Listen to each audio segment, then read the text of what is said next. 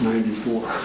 I just kept going up. He's played a key role in every major national security and foreign policy debate and policy discussion in this administration, in this White House.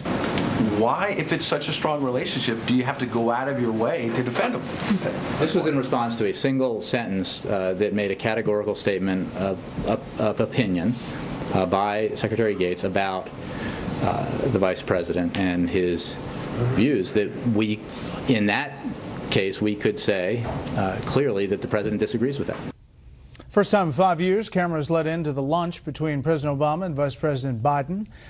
This is in response, we thought, to this Gates book, although the White House denied that today, said it was just a coincidence. But here's the line that Jay Carney was referring to in the Gates book. Quote, "I think he has been wrong on nearly every major foreign policy and national security issue over the past 4 decades." The former Defense Secretary talking about Vice President Biden. What about all of this? Let's bring in our panel. Syndicated columnist George Will, Juan Williams, columnist with The Hill, and Steve Hayes, senior writer for The Weekly Standard. George, it's creating quite a stir here in Washington.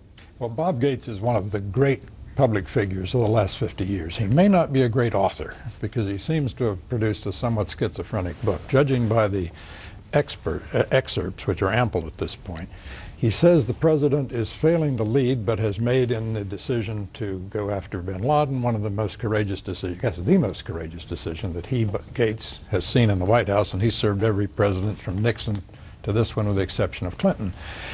It's a clash of cultures in a way. He's a national security lifer. He's a cold warrior who will tell you with a smile that he was, when the Russians were occupying Afghanistan, he was sending Stinger missiles into the people we're now fighting. He's been around forever, and there's just, I think, a clash of cultures with the community organizers from Chicago. The other quote that's obviously getting a lot of attention, Juan, the quote about Afghanistan strategy. That the president, quote, doesn't believe in his own strategy, doesn't consider the war to be his. For him, it's all about getting out. This just a few weeks after ordering the surge into Afghanistan. Correct. And, I think of Shakespeare, Much Ado About Nothing, because here is a president who campaigned way back as saying that he was opposed to this, didn't think that it was the right war and, all that, and then comes to Afghanistan. No, coming to Afghanistan thinking, you know what, if we're going to go in there, we got to go in there in this way and that way, but we should be getting out. He said all this right from the start. And then he does the surge, which most conservatives had urged him to do. Don't back out prematurely, but go in, send the additional troops. He doesn't send as many as the military has, but he still sent more than 30,000 additional troops. He has kept those troops in there through this year to the end of 2014. And I think Bob Gates, who is, part of what Jay Carney called today a team of rivals, then thinks, well, gee, why don't people, have full confidence in their plans? Well, this president from the start had said he had questions about the strategy.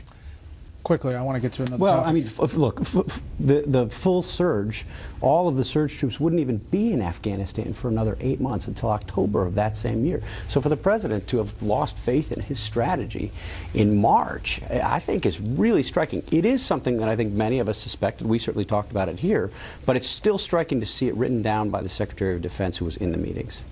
We first reported that this former Guantanamo Bay detainee, Sufyan bin Kumu, had been tied to the Benghazi attacks 6 days after the attacks back in 2012. Now we are learning that the administration is ready to designate him and Ansar al-Sharia a terrorist group.